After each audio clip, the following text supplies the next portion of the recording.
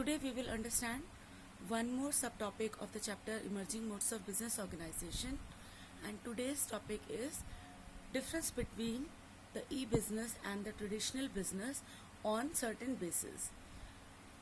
As you can see that I have mentioned the bases here, the total number of bases are 10, and in different books you will find the different bases, but these are sufficient to understand the difference between these two forms of business ways, right? Where I have mentioned in one, the firstly I mentioned e-business and then traditional business.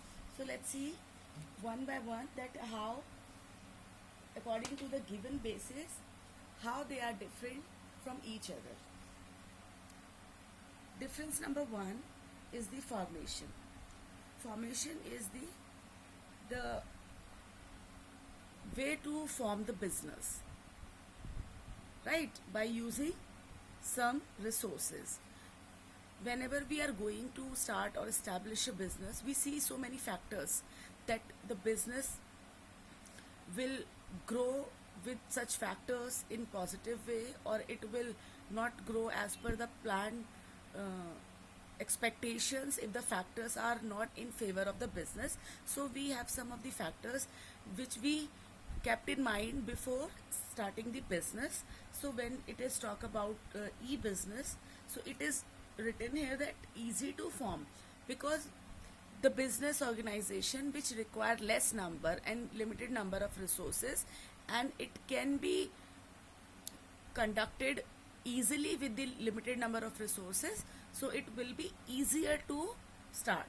So under e-business it is easy to form because the number of resources required for e-business are computers, internet connectivity, a person who able to run the computer and understand the various software and hardware is sufficient for the e-business. But when we talk about the traditional business, it is difficult to form in terms of number of formalities, documentations, and other important factors such as land and building, raw material supply, laborers availability, different terms of funds, short term, medium term, long term, and the people who are connected with the traditional business. We need to require people, the workforce, to work in different sections. So as compared to e-business, traditional business is quite difficult. Difference number 3 is the personal touch. Personal touch, it is written in e-business no, and in traditional business yes, which means what is the contact, man to man contact. क्या people एक दूसरे के contact में, एक दूसरे के face to face interaction के साथ डीलिंग करते हैं? क्योंकि जब हम ई बिज़नेस की बात करते हैं तो जो भी कोई ऑपरेटर है, जो भी कोई यूज़र है वेबसाइट का या ई कॉमर्स एप्लीकेशन का या ई बिज़नेस एप्लीकेशन का, तो जनरली वो सबसे पहले डील करता है कंप्यूटर से. कंप्यूटर के थ्रू वो वेबसाइट को लॉगिन करता है. वो किसी इंसान के शॉप को या किसी के घर के डोरबेल को जो है रिंग नहीं करता. वो एक क्लिक करता है कंप्यूटर पर और वो उस वेबसाइट के अंदर पहुंच जाता है उस इंफॉर्मेशन को कलेक्ट करने के लिए जो वो सर्च करता है. लेकिन आप ट्रेडिशनल बिजनेस में देखो, यहाँ पे पर्सनल टच है. When you go to the market to visit any shop, so the people will welcome you, the seller will offer you tea, snacks, and talk you very nicely. So yes, there is a personal touch present in traditional business, but there is absence of personal touch in e-business. Now see the point number 3, setting up cost. Setting up cost, वही फिर से बात आ जाती है कि when we start business, when we establish business, जब हम business को स्टार्ट करते हैं तो उसके लिए हमें कुछ इन्वेस्टमेंट करना होता है. Investment is according to the number of resources required for the business. जैसे कि हमारा अगर ई बिजनेस की बात करते हैं तो उसके resources are very limited. Device, internet connectivity, and very limited number of people जो आईटी एक्सपर्ट होंगे या फिर जो उस एप्लीकेशन पर काम कर सकते हैं जिस एप्लीकेशन को हम ई बिज़नेस के लिए यूज़ कर रहे हैं, तो वो वहाँ पे इतने लोगों की ज़रूरत नहीं होती है। लेकिन अगर हम बात करें ट्रेडिशनल बिजनेस में, तो यहाँ पे setting up cost is higher. जैसे इसको स्टार्ट होने के लिए we require the building, we require a piece of land, we require the number of people according to the work conducted in the business, we require machineries, we also need the different sort of funds। तो यहाँ पे इसके comparison में जो cost है वो higher है। ठीक है, ऑपरेटिंग कॉस्ट है। ऑपरेटिंग कॉस्ट मीन्स अगर नंबर ऑफ ऑपरेशन ज़्यादा हैं तो हमारी तो ऑपरेटिंग कॉस्ट ज़्यादा होगी। यहाँ पर नंबर ऑफ ऑपरेशन ज़्यादा है। Suppose we talk about manufacturing firm, तो ट्रेडिशनल बिजनेस में अगर कोई मैन्युफैक्चरिंग फर्म है जिसमें चाहे आप कैपिटल इंटेंसिव टेक्निक यूज़ करो, चाहे आप लेबर इंटेंसिव टेक्निक यूज़ करो, अगर कोई रॉ मटेरियल को आपको फिनिश गुड्स में कन्वर्ट करने के लिए कुछ सर्टेन स्टेप्स की ज़रूरत है तो आपको उतना ऑपरेशंस करना पड़ेगा। More over every traditional business works in some departments, purchase, production, sales, marketing, R&D, operations। तो ये सारे डिपार्टमेंट्स हैं जिसके लिए जितने ज़्यादा डिपार्टमेंट्स होंगे उतने ज़्यादा हमारे नंबर ऑफ़ ऑपरेशंस होंगे, और जितने नंबर ऑफ़ ऑपरेशंस होंगे उतनी ही हमारी ऑपरेटिंग कॉस्ट बढ़ती जाएगी। तो अगर हम बात करें ई बिज़नेस की, ई बिज़नेस में नंबर ऑफ़ ऑपरेशंस इतने नहीं होते हैं क्योंकि ये सिर्फ टेक्निकल काम करते हैं। यहाँ पर टेक्निकल भी है, इकोनॉमिकल भी है, सोशल भी है, यहाँ पर आपका लीगल भी है। लेकिन आपका जब आप ई बिज़नेस में आते हो तो वहाँ पे सारे जो ऑपरेशंस हैं वो टेक्निकल होते हैं, तो इसीलिए सिर्फ एक डिपार्टमेंट की कॉस्ट बेयर करना is lower, and to bear the cost of all the departments which are essential for the traditional business. मैं ये नहीं कह रही हूँ कि इनको हम रिड्यूस कर देंगे तो वो भी तो लोअर हो जाएगी। उनकी ज़रूरत है जिन डिपार्टमेंट्स की, तो जितने ज़्यादा डिपार्टमेंट्स उतने नंबर ऑफ़ ऑपरेशंस, जितने नंबर ऑफ़ ऑपरेशंस उतनी ऑपरेटिंग कॉस्ट हमारी इंक्रीज हो जाती है। Next point is a physical examination which is difference number 5। Physical examination means that are we able to touch the things before purchasing? Suppose we are going to any shop, so we are going to any vegetable shop or vegetable market, तो वहाँ पर हम कोई भी fruits, vegetables, कुछ भी हम purchase करते हैं तो we purchase things after examination of touching. हम सभी चीज़ों को टच करके, चाहे कोई वो कपड़ा हो, चाहे कोई वो टॉय हो, चाहे कोई भी वो ऐसी कॉस्मेटिक हो, मेडिसिन हो, या कोई शो पीस हो, तो हम उसको परचेज करने से पहले हम उसको टच करके, उसको चारों तरफ से उसको घुमा घुमा के हम इंस्पेक्ट करते हैं, एग्जामिन करते हैं कि इसकी क्वालिटी और इसका वेट और इसका टेक्सचर कैसा है। लेकिन आपका ई बिज़नेस में ये फिज़िकल एग्जामिनेशन पॉसिबल नहीं है क्योंकि you are not allowed to touch the things physically before buying.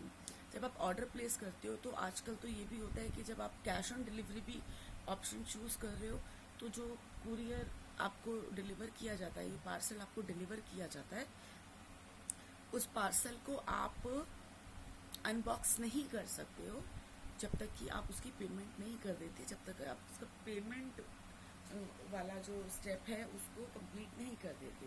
अगर आप फिर भी उसको खोल लेते हो और कहते हो नहीं ये तो वो नहीं है, इसको रिटर्न करो, तो वो रिटर्न नहीं लेके जाएगा। वो जिसने डिलीवरी की है वो आपसे सिर्फ पेमेंट लेने के लिए आया और आपको वो पार्सल हैंड ओवर करने के लिए आया। सेकेंडली, रिटर्न करने के लिए आपको वापस उस वेबसाइट पर जाकर रिटर्न और रिफंड ऑप्शन में जाना होगा और अपनी कंप्लेंट लॉन्च करानी पड़ेगी। ठीक है, तो यहाँ पर ई बिज़नेस में physical examination of things is not possible, but in traditional business it is possible, right. Point number 6 is ease of operation. Ease of operation means we see in e-business, so with the help of one click, एक click और थोड़े से features अपने mobile के, smartphone के या computer के use करके we can explore the world. हम पूरे वर्ल्ड में किसी भी वर्ल्ड की किसी भी कंट्री की वेबसाइट को एक्सप्लोर कर सकते हैं, उसमें लॉग इन कर सकते हैं by only simple making account in password. तो वहाँ पर ये जो इसका ईज है, ईजीनेस है इसको ऑपरेट करने में यहाँ पर ज़्यादा है ई बिजनेस में, ठीक है। और ये जो है आपको सामने खुद ही ऑप्शन देता है, आपको कुछ दिमाग से नहीं सोचना पड़ता, तो आपके सामने ऑप्शंस हो जाते हैं, तो आपको थोड़ा सा अपना डिसीजन लेने में आपको ईजीनेस हो जाती है। बट ट्रेडिशनल बिजनेस में ऑपरेशंस इतने इजी नहीं होते हैं। अगर आपको शॉप को विजिट करना है तो आपको मार्केट में जाना ही पड़ेगा। अगर आपको मॉल से कुछ सामान लेना है या कुछ शॉपिंग करनी है तो आपको उस प्लेस पर तो विजिट करना ही पड़ेगा।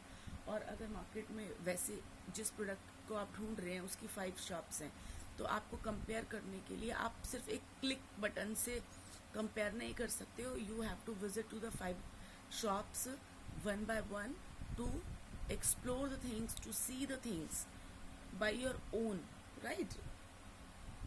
तो ये हमारा यहाँ पर जो ऑपरेशंस की इजीनेस है वो ज़्यादा है, यहाँ थोड़ा डिफिकल्ट हो जाता है। एफर्ट्स इस द ट्रेडिशनल बिजनेस में ज़्यादा हो जाते हैं।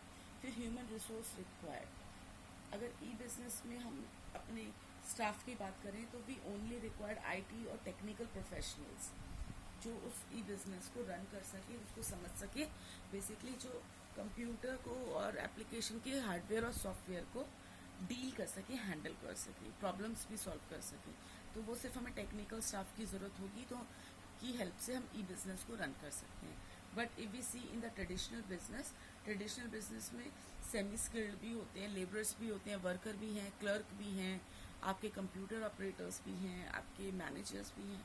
तो यहाँ पर skilled and semi skilled labour की ज़रूरत होती है, लेकिन यहाँ पर सिर्फ आईटी प्रोफेशनल से आप अपने ई बिजनेस को सक्सेसफुली रन कर सकते हो। Then risk involve. रिस्क का मतलब है कि इसमें क्या इनएडिक्वेट प्रॉफिट्स और लॉसेस के चांसेस होते हैं, जैसे कि ई बिजनेस में हाई रिस्क है क्योंकि हमारी सारी इंफॉर्मेशन एक प्लेटफॉर्म पर अवेलेबल है, हमने वहाँ पर अपने अकाउंट में स्टोर की हुई है।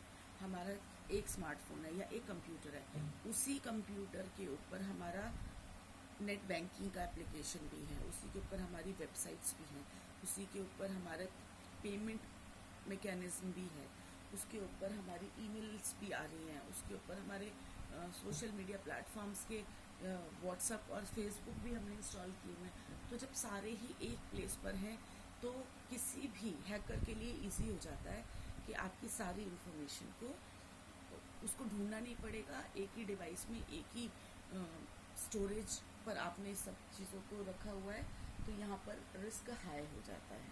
लेकिन यहाँ पर रिस्क क्या है, ट्रेडिशनल बिजनेस में लो रिस्क है, वो सिर्फ नेग्लिजेंस से आपको रिस्क हो सकता है। जैसे बिजनेस रिस्क में हमने पढ़ा था इन दी चैप्टर नंबर 1 कि ट्रांसपोर्ट के ड्यूरेशन में हमें रिस्क हो जाता है, या हमारे पर्सनल रिस्क हो सकते हैं, या हमारे नेचुरल कैलामिटीज से रिलेटेड रिस्क हो सकते हैं, या हमारे ऑर्गेनाइजेशन के भी रिस्क होते हैं, लेकिन वो सिर्फ हमारे नेग्लिजेंस और केयरलेसनेस से होते हैं। लेकिन यहाँ पर तो हम कितने भी पासवर्ड प्रोटेक्टेड होंगे, ई बिजनेस में अगर कोई हैकर आपके कंप्यूटर को अगर हैक करना चाहेगा तो वो सिर्फ एक ईमेल भेजकर, एक सिंपल सा एक करप्टेड लिंक भेजकर आपके सिस्टम के अंदर एंटर कर सकता है। तो यहाँ पर ये हाई रिस्क की है ई बिजनेस, और ट्रेडिशनल बिजनेस लो रिस्क की है। Channel of distribution. अगर हम चैनल ऑफ डिस्ट्रीब्यूशन की बात करें तो चैनल ऑफ डिस्ट्रीब्यूशन होता है contact between the seller and buyer and the how many intermediaries and the middle man available between the seller and buyer. ठीक है, जैसे हमारा प्रोड्यूसर है, उसके बाद मैन्युफैक्चरर के पास सामान गया, मैन्युफैक्चरर से होलसेलर, होलसेलर से retailer, then finally reach to the consumers. तो यहाँ पर जो है क्या है, सिर्फ एक कंप्यूटर तो बीच में है, तो डायरेक्टली सेलर बायर से डील कर रहा है। लेकिन अब ट्रेडिशनल बिजनेस में देखो, ज़रूरी नहीं है कि सारे लोग जो है अगर शुगर खरीदना चाहते हैं तो मिल में जाकर या फैक्ट्री में जाकर लेंगे, वो रिटेलर से लेते हैं। रिटेलर भी ज़रूरी नहीं है कि वो फैक्ट्री से ही सामान को लेगा, वो होलसेलर से लेगा। तो यहाँ पर the number of people in the chain of distribution are more, but in the e business there are the number of people in the channel of distribution are less, right? Length of business cycle. E business की cycle जो है business cycle मतलब number of steps required in transaction. जो transaction आप करते हो उसमें ई business में हमें बहुत ही कम नंबर ऑफ ट्रांजैक्शंस ऑपरेट करके हम कोई भी चीज़ को ऑनलाइन ऑर्डर कर सकते हैं, लेकिन यहाँ पर पूरा प्रोसेस होता है उसका to convert the thing from raw material to finish goods. उसके बाद भी बात नहीं बनती है, आपको पैकेजिंग भी करनी है, उसका मार्केट सर्वे भी करना है, आपको गुड्स को लोगों की डिमांड के अकॉर्डिंग डिफरेंट मार्केट में अलग अलग क्वांटिटी में सप्लाई करना है, ठीक है। तो यहाँ पे जो आपका लेंथ ऑफ बिजनेस साइकिल है to carry thing from the seller to buyer is the lengthy, and this is the business cycle here in e business is shorter, right. And one more thing I like to mention here कि different books में अलग अलग तरह के differences भी दिए होते हैं, लेकिन आपके लिए ये जो पॉइंट ये नहीं है कि आपको कि डिफरेंस के बेसिस क्या होंगे, पॉइंट ये है क्या आपको ये चीज़ क्लियर है कि ई बिजनेस कैसे डिफरेंट है ट्रेडिशनल बिजनेस से, और उसके उस डिफरेंस की वजह से उसके कुछ गुडनेस ऐड होने की वजह से we are moving towards the e business, and that's why it's coming as the emerging mode of doing business. E-business means electronic way of doing business, and that definitely it is different from the traditional or the old time business।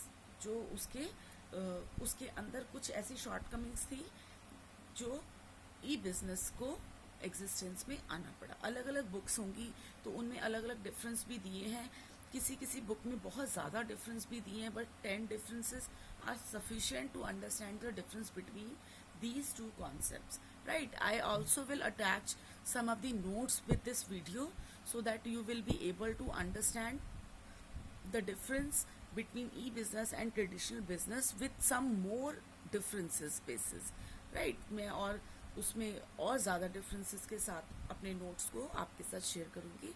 Thank you.